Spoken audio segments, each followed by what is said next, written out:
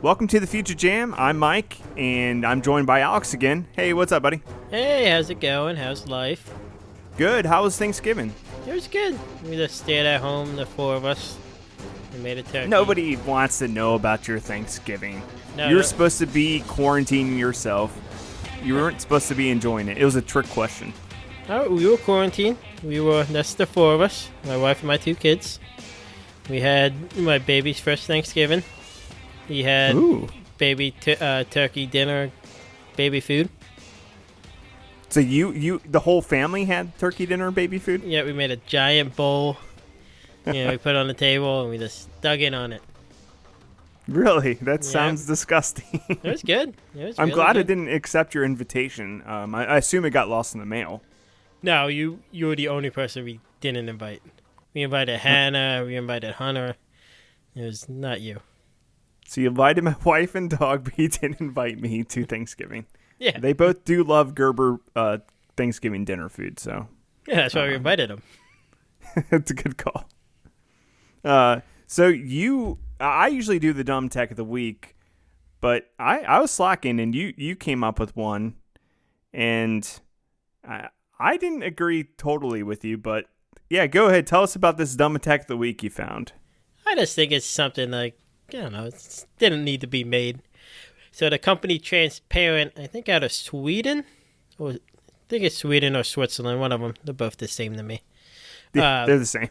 They designed a new speaker called the Light Speaker, and it's a speaker that's supposed to be, if you can have it, it can look like a lantern. So that there's a light in it. It's a wireless speaker, and there's a light in it that simulates light. And it looks cool, but it's like, I looked it up, it's like $350. It's just not worth it.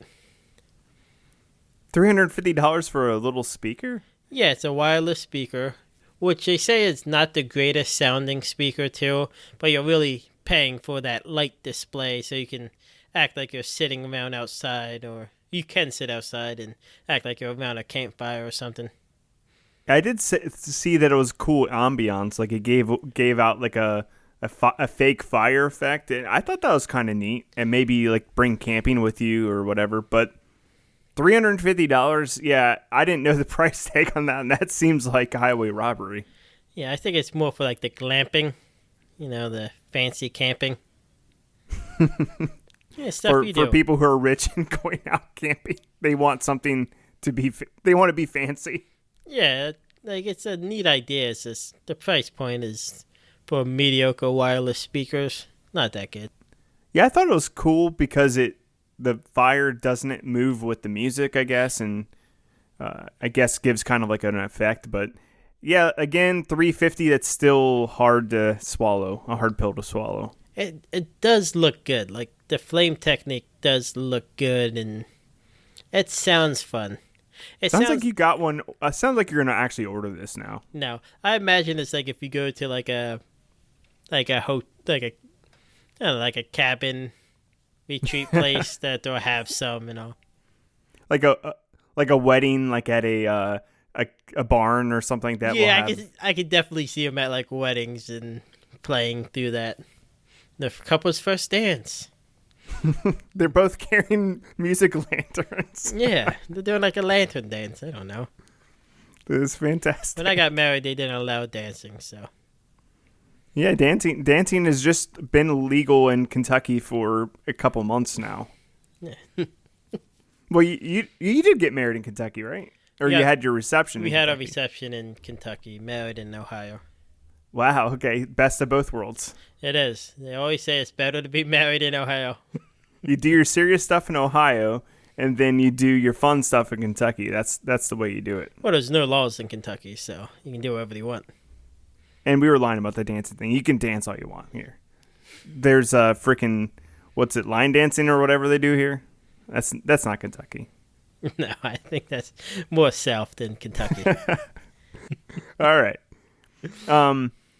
Let's jump into the first story of the week, and there's Amazon announced that they're turning on this Wi-Fi network that's built into all their Echo devices and doorbell cameras and all of that. It's called Amazon Sidewalk, And I don't have any Alexa devices, but I believe you do. So what'd you think of this news that you probably didn't know you had this feature on your device when you bought it, but No, because it seems like it's something they've been planning a while. Because they're saying all Echo devices have this feature, and Echo has been around for a couple years. I know ours is like 2 or 3 years old. We only have the one Echo Dot. It's okay. I mostly have it play music. I don't really do anything else with it. But like, it seems like they've been planning this for a while, and it kind of what it does. It's gonna use these devices to enhance the Wi-Fi signal, so you can get it out to your garage or your lawn. And the goal is like if everybody's on this, you can have Wi-Fi connect like different houses. And they say it's gonna be like you won't be able to access people's stuff from like using no Wi-Fi signal from the Amazon Sidewalk, but it would like enhance your products. yeah, it seems kind of sketchy. It's not something you have to opt into. It's opted into on like automatically. It's something you have to know to opt out of. You can opt out already. Like they already said even before the Amazon Sidewalk's not live yet, but you can go in the updated Alexa app and opt out of it right now. But what's funny is it might not be even something that benefits you at all. Like you're not going to ever buy any of the products that are associated with this Sidewalk. Well, You've heard of the tiles where you can attach them to your keys, and if you lose your keys, then you can find them using the tile app. Yeah, I actually might like that one. I lose my keys a decent amount. So this is kind of like they're trying to offer products like this. So there's like trackers that you can attach to your dog, or you were telling me about one that you can put on your mailbox. Yeah, like Amazon's making this big push to really have like your whole home connected to Amazon, to your Echo, so you can just say, Alexa, do this. So like you can still they want to set up a thing where your mailbox will let you know when you got mail, which unless you have like a huge driveway, why do you care? Just pick it up when it normally comes.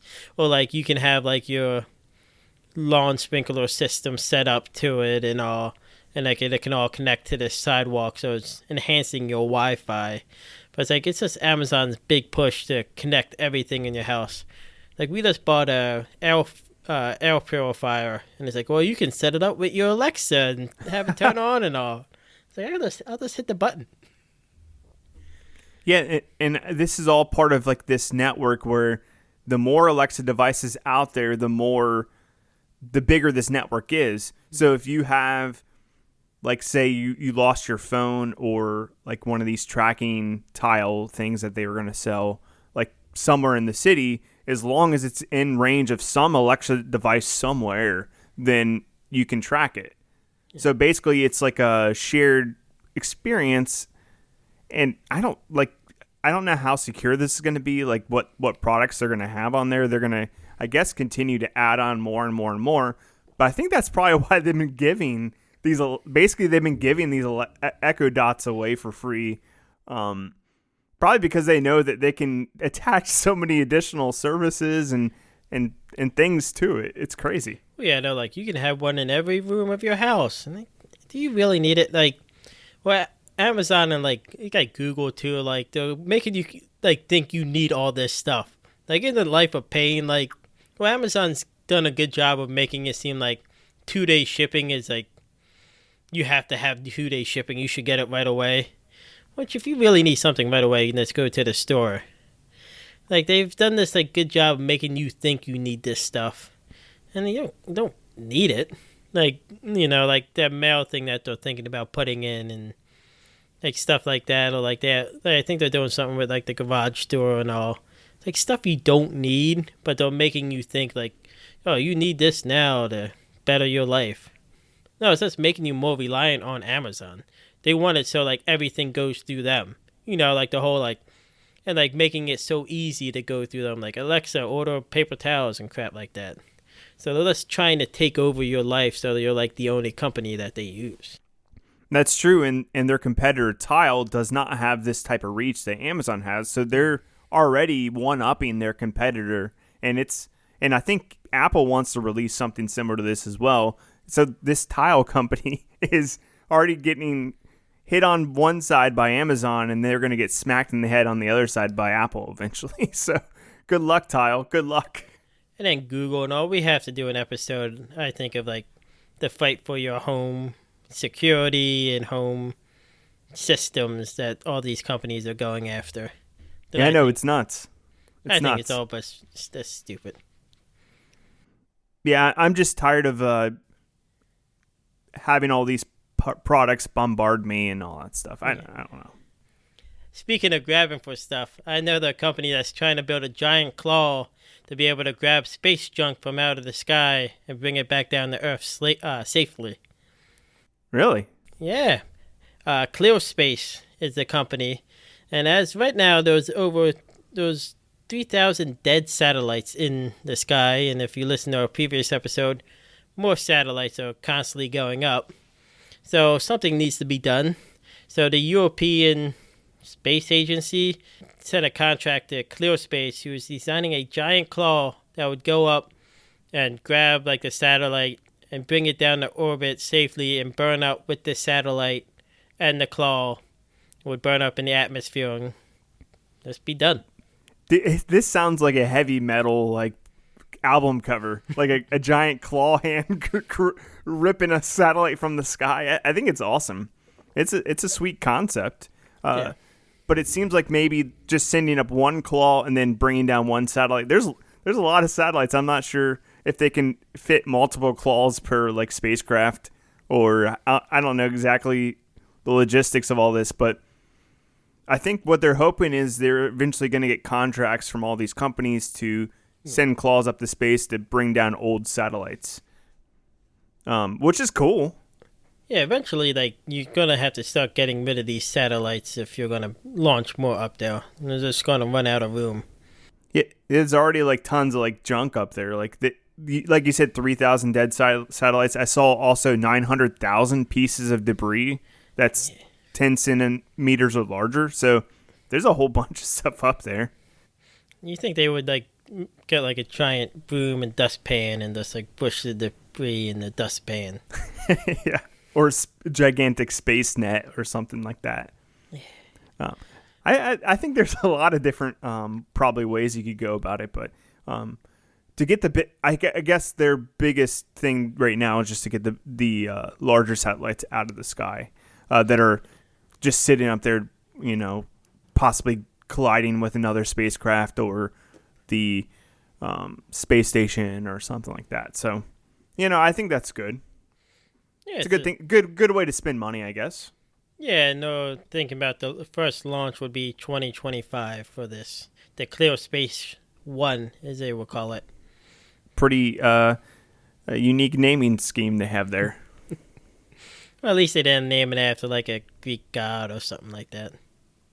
Yeah, I mean, that would have been cooler, but, I'll take Clear Space 1, Well, that's what Apollo and Mercury were. I hope they just name these all like sequential from here on out. The Clear Space 2, 3, 4. That way, like once they get to Clear Space 3000, that it's all done. They cleared it all out. So you just keep track of it that way. Well, and then all the other satellites would be up there. It would be like cleaning up after your kids. You clean up, and then a second later, there's just more there. It's like they keep populating up there. Yeah, you just can't keep up with this stuff. And then as these smaller countries start getting their own space programs, you're going to see more and more and more like satellites just right. I'm waiting for the day where like just a common guy can have his own rocket and send his own satellite up to space like easily. Why don't you do it, Mike? I'm not going to do it, but I'm waiting for the time where you could just order a kit online and send your own satellite up there. I'm sure it's going to be possible in 20 years or more. Yeah, I would say more. Do you think? Yeah. You know what? I have no idea what it takes to get a satellite up there, to be perfectly honest. But, I think it could be possible. I'm just going to believe. I'm believing. It is the season to believe, so. It's the season. It is the season. let's get into kind of more irritating news. And I tend to like Microsoft and some of their like things they push through and some of their new like ideas and developments, but they're really trying to get into this meeting space with Teams and some other their other products because a lot of companies are doing online meetings more and more and more. So they're trying to come up with new ways to get companies to use their product. And they just filed a patent, and this is kind of scary stuff, I think. It is, because, like, so the patent is they can record and score people's body language during, like, a meeting. So they can show you, like, who's actually paying attention, who's contributing to the meeting. They can determine speech patterns that are consistent with boredom or fatigue. So, like, it's pretty much them watching you at the meeting. And I don't know. I know companies would like this, for like, because companies have a lot of pointless meetings. So that's like their excuse of like, well, it would stop companies from having pointless meetings because they can show what people like and don't like or responding to.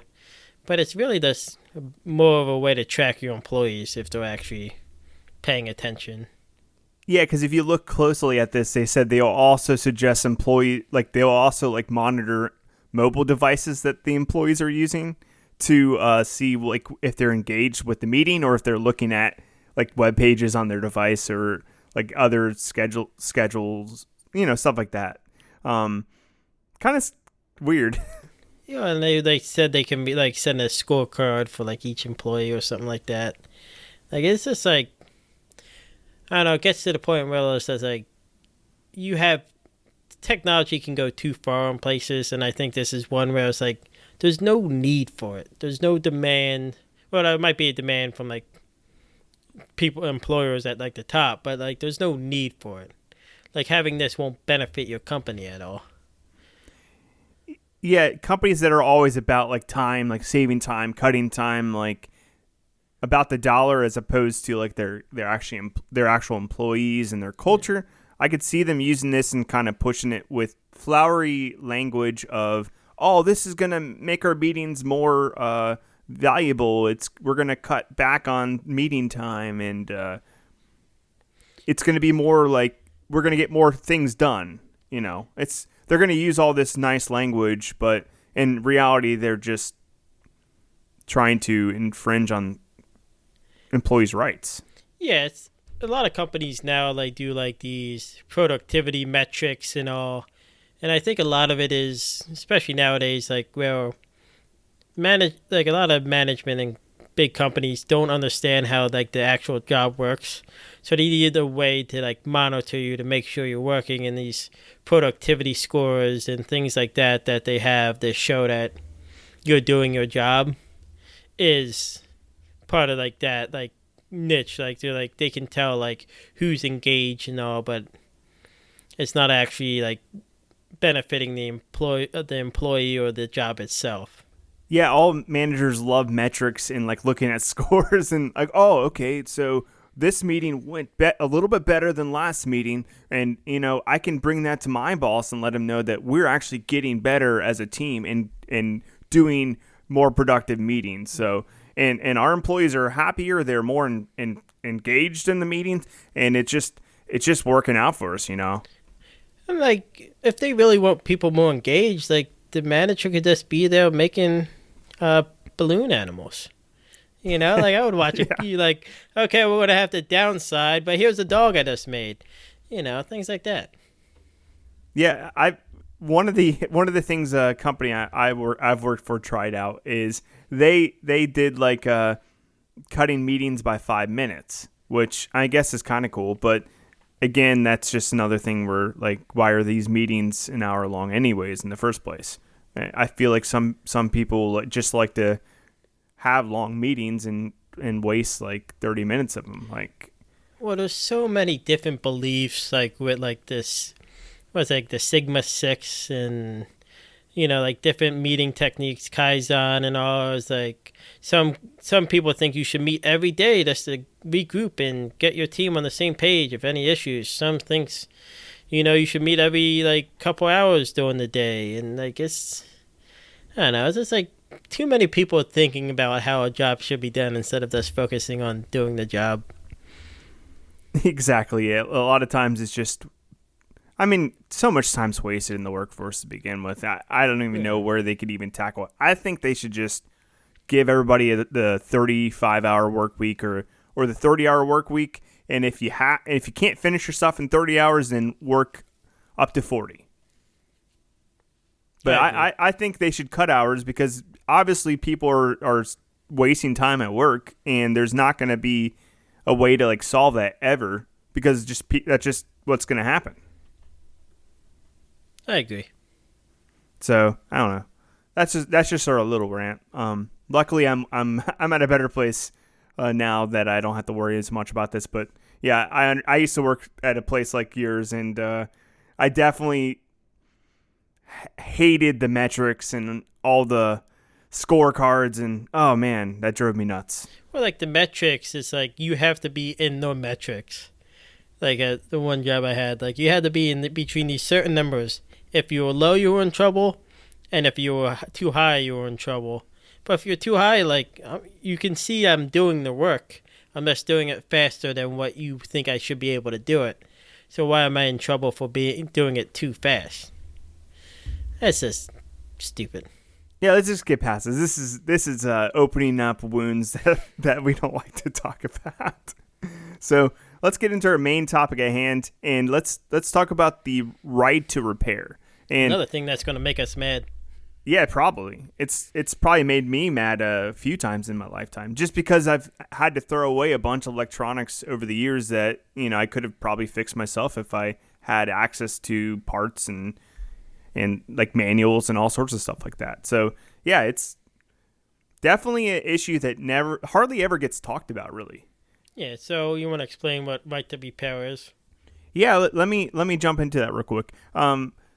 So the right to repair in a kind of like a nutshell is basically if you buy a product like an iPhone or a Tesla vehicle or, there's a lot of different products that you could buy that the manufacturer might not supply like manuals to help you repair the device, and they probably will not supply parts for you. So you can't order parts, you can't get manuals or anything like that. Basically, the only way to repair your device is to send it directly to that company and get it repaired through them. So that's where right to repair comes into play. Yeah, and this is becoming more and more of an issue with companies saying like they need to keep their software and their designs secret from competitors and all. Because if you think about the old days, it used to be if you bought something, it was like meant to last. Like, you bought a washer and dryer, you were having that for the next 10 or 15 years. And like a company was proud that it lasts that long. And like they will give you the schematics on how to fix this and what parts go there. And any old handyman could fix it for you if you needed somebody. And that's what things used to be designed on. And like that was like more of appliance bases and cars. Yeah. And tractors. Yeah, and what happened, I guess, when everything started becoming computerized is that items became harder and harder and harder to fix yourself.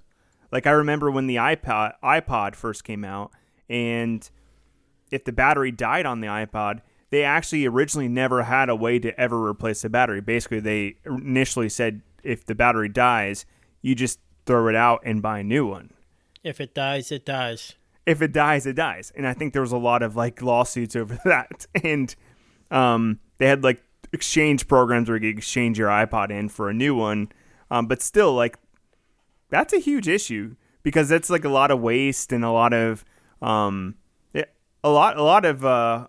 heartache because you want to hold on to a device you purchase. You don't want to just toss it out if some small little thing breaks on it. Yeah, so like a big thing now with technology is most companies, and you look at Apple and all, most companies kind of want you to replace your product after 2 years. So like the new iPhone comes out, every 2 years. And they really don't want you to keep your old one. So they have it that you have to go to them to fix it. And it's just like when you get your car fixed, you take your car to the dealer, unless you're like under warranty or not or anything. You usually go to a third party like mechanic that you might know for years and all, because they're going to give you a better deal to fix it. But Apple is set up that you have to go to them to fix it. So like when the iPhone first came out, they made their own screw to be able to unlock open the phone to fix it. So you had to go to them. And they have certain deals with manufacturers for the chips that the manufacturer can sell you chips to other phones and all for super cheap, but you have to go. Apple's the only one that can buy that chip, so you have to go to Apple to get it replaced. Yeah, it seems like big companies are always like the poster boy of like, oh, we dislike this company because they don't let us do what we want with the product, and Apple is one of them, definitely. Do you remember the Error 53 scandal that happened like 3 or 4 years ago? Which one was that? So if you brought your iPhone into like an aftermarket company to like fix like the fingerprint button on the front of I think it's called Touch ID, on the front of your device, if you got it fixed there, after a iOS update, the phone no longer worked. Okay. Because they could detect that somebody had fixed it that wasn't a approved Apple repair person. Yeah, and as soon as you go to somebody else, it completely nullifies your warranty and all. And like Apple, I had an issue with my iPhone, and it was like a known Apple issue because I took it to the store and the guy saw it and he was like, "Oh, this is like it was a known issue." I think it was the 7. It was the maybe the 5, one of them. I think it was the 7. Well, like one of them.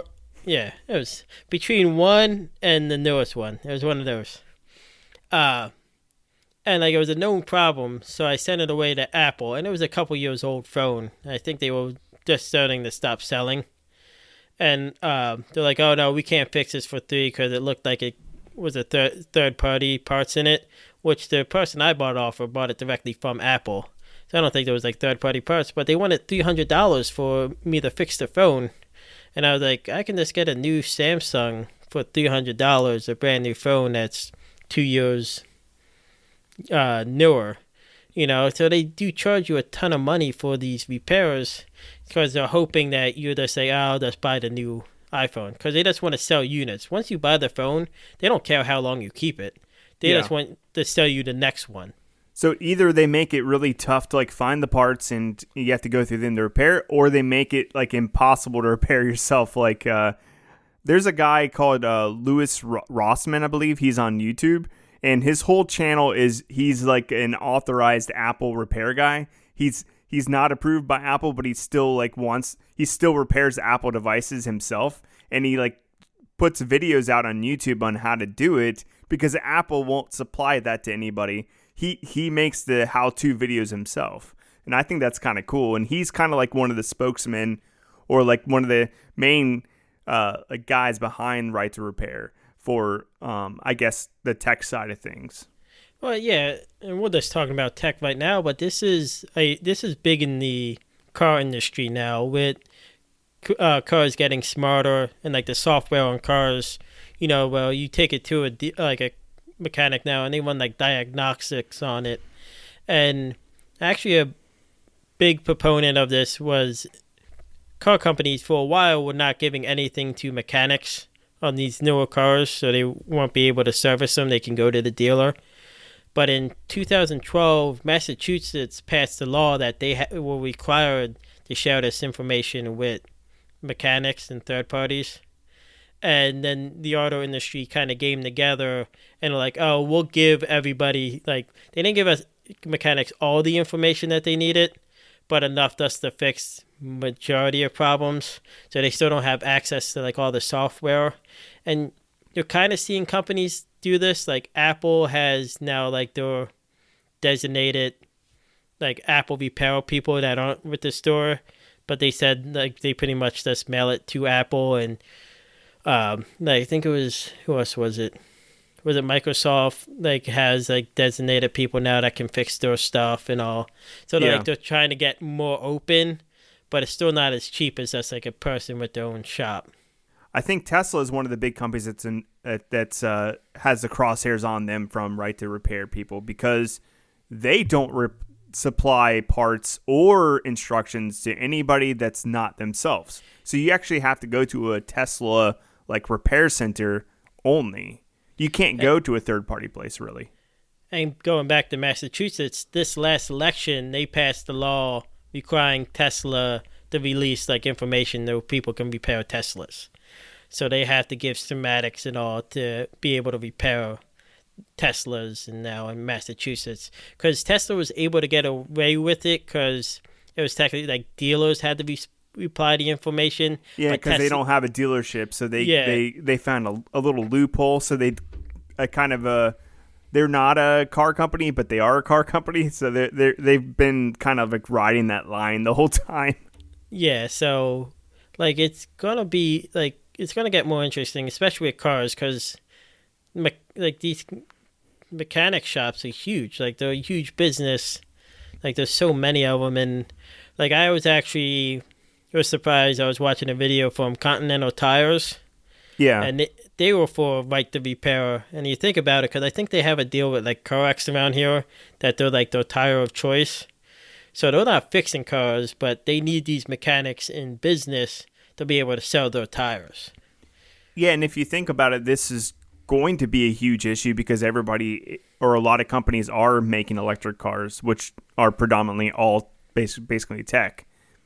And if you run like a mom and pop like operation, you won't be able to repair like eventually what would be a vast amount of vehicles, like the lion's share of vehicles. So unless these laws get passed, then eventually like 10, 20 years down the road, when a lot of electric cars are on the road, all the mom and pop like repair shops won't be able to fix any of the electric cars. They'll just be stuck repairing older cars, and a lot of them will go out of business because you'll have to go to the dealership. Yeah, and like these companies' excuse are these things are too advanced for people to understand, and they can cause more issues if they mess something up. But like, what's the these dealerships aren't being like super trained on these like cars. It's just software that they're running. It's not that hard. Yeah, they can be trained to replace a part or like a chip or a board or whatever. Yeah, it's not as hard as they're making out to be. They just want control and they want that monopoly. Yeah, they want that money. And I think it's funny that this has even reached out to like the country too, because like who would have thought that somebody who worked on a farm would ever have to like? Because if you worked out if you live in the country and you own farm equipment, the idea would be like you would have to be able to fix your own stuff, because if it breaks while you're out in the farm working, like you got to fix your thing and keep, because you're losing money. Your crops could go bad. You need to harvest them. But this is a big thing with John Deere over the past couple years as well. Yeah, John Deere, like, their tractors are getting smarter, and tractors aren't cheap. Like, people are buying like $800,000 tractors, like the real big ones. And they do have like these motherboards in them and software on them that helps them run, and like they can be programmed and all.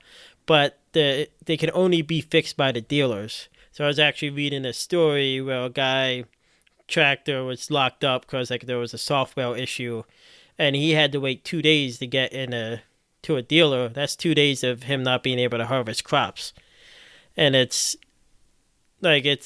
hurting them because like before, like especially like a lot of these farmers, they keep these tractors around forever because they can repair them and they don't have to shell out money. So, like, he's like, I could have easily probably fixed it myself, but they won't give us any of the information. I was reading one, like, repair shop was able to get, like, a bootleg copy of, like, the software from Japan for John Deere, but that was from, like, 2014. So, but, like, now it's kind of outdated, so they can't fix, like, the newer ones. So, like, they're trying to work around it, but, like, I saw John Deere makes more money off the repairs now on these tractors than they do from actually new tractor sales. So that's a Yeah, big part of why they want that business. that's what dealerships do as well. Dealerships make a lot more money off of fixing vehicles than they do selling new ones. So I understand why they want to keep this business for themselves, but then again, you should be able to fix something you purchase. It is yours after all, and Yeah, they shouldn't be like a monopoly over who can fix something. and I think now with these like technology and all, these companies think like, well, we made it, you just bought it, it's still technically ours. But really, like, I don't know, if I bought a new PS5 and I want to beat it with a bat, it's my PS5. I can do whatever I want with it. Yeah, there's this like fine line. Like companies want to say you own it, but then you don't. Like you own the product, but you don't own the software. You can do what you want with the product, but you can't mess with the actual software on the product. So it's like partial ownership in a way. It's really hard to explain. It's a different world we're living in, and like we said earlier, Apple kind of laid the blueprint. They're like one of the richest companies in the world, and they kind of showed every other company in America like how to do it, because iPods were basically unrepairable. iPhones, their new computers are unrepairable, basically. Yeah, it's just, and then Microsoft starts making computers, and all their newer computers are the same way for the most part. They're unrepairable.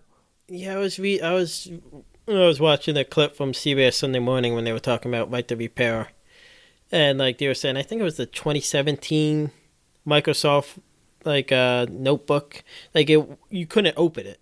So like if you had to replace anything in it, it was just throw it away and buy a new one. But the one they released this year was, oh, you can easily take it apart and fix.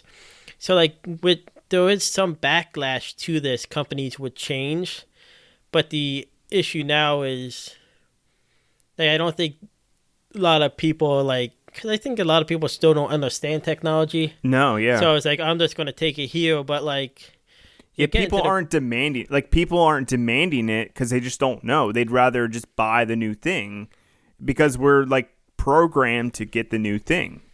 And I think with cars, like, because a lot of people just like to fix their own car. I think that's where you're gonna see like the biggest push to start with. Like, yeah, you're right. Yeah, once people can't fix their own cars, is when you're gonna see more and more issues. Yeah, car people and the farm people are different types of people. They like that they're more hands-on. They want to fix their things. So if anybody's going to get these laws passed, it's probably going to be farmers, and it's probably going to be like car enthusiasts. Yeah. Because most people aren't going to fix their iPhone. They want the new one anyways. They're going to use it as an excuse to get the new iPhone. And most people aren't going to fix their laptop because again, they want the excuse to get the new laptop. So a car is something you want to keep for a lot longer, hopefully, than a phone. So let's hope that those pave the way. I think it's the idea with technology is like, I'm just going to replace this in 2 years. So people just don't care. Like a lot of stuff is cheaper now that you don't need to. Like my coworker's TV just died, and I think it was from like 2004. And she was like, "Oh, I was gonna go take it fixed." And I was like, "Why are you going to take it fixed? You can just buy a super cheap TV by then, especially now because it was like around the holiday season." And like I think that's how we look at like technology now. It used to be like if your TV broke, you had a repairman come look at it. You just went to Circuit City and bought the parts. And some of the selling features of the phones that weren't iPhones for the longest time were, you can replace the battery on them. I think that was funny. But yeah, I think it's going to take maybe a pushback from us consumers, which I haven't seen in a while. And companies like Fairphone, and there's a couple other companies that have tried this, have tried to get phones off the ground that where you can replace parts in them. But from what I can tell, they're not getting huge traction. So like there's companies trying this, but I guess people want the iPhone or the Samsung phone. So they're not going to spend extra or similar costs to get a phone they're not like, they don't know a lot about. Yeah, which is crazy is like we don't usually get political on the show, but 20 states have tried to pass or trying to pass right to repair laws, and it's from both sides. So conservatives and liberals are trying to pass these laws for like right to repair for people. So like I think the general like the idea in people's mind is like we want to be able to repair our own stuff or take it to somebody, you know. I think most people agree. It's just most people just don't think it's a thing. Yeah, which is unfortunate. And also the people who all these tech companies have really expensive lawyers and lobbyists, and they know what to say. And their argument is security. Oh, you don't want somebody to get into our devices and steal your information, which is somewhat of a valid argument. You probably don't want that. But then again, sure, you can make it so you can replace parts, but that's not going to really affect the security of the device overall, most likely, especially if you can buy official parts directly from the manufacturer. Yeah, and I think companies always go to like the worst thing possible when they're talking about the bad side of it. Yeah, they do. Like I was like talking about John Deere. Like they were saying, like they're like, oh, people are just gonna use this to turn off like the emission stuff.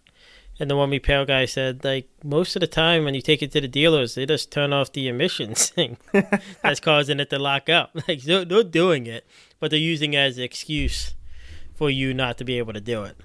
Yeah, they'll use any excuse in the book, honestly. So, yeah, my hope is that these laws get passed and it'll make things last longer and everybody will have better access to parts, and small mom and pop stores won't go out of business, and maybe there'll be more of them down the road. That'd be cool. Yeah. I don't know. Yeah. So, anything more you need to add to this, or? No, I think we're done. No. You don't seem confident. I feel like you have something on your heart that you need to get out. Nah, I can complain more about companies. I mean, that's what we love to do. that's the fun thing to do, honestly. But yeah, every single company is guilty of this too. It's not like. And it's getting worse and worse is the issue. Is like even companies that didn't do it before are getting into the practice. Because they're learning that they can easily get away with it. And that's the thing. Is, hey, let's be vigilant. Let's maybe try to buy products that are fixable.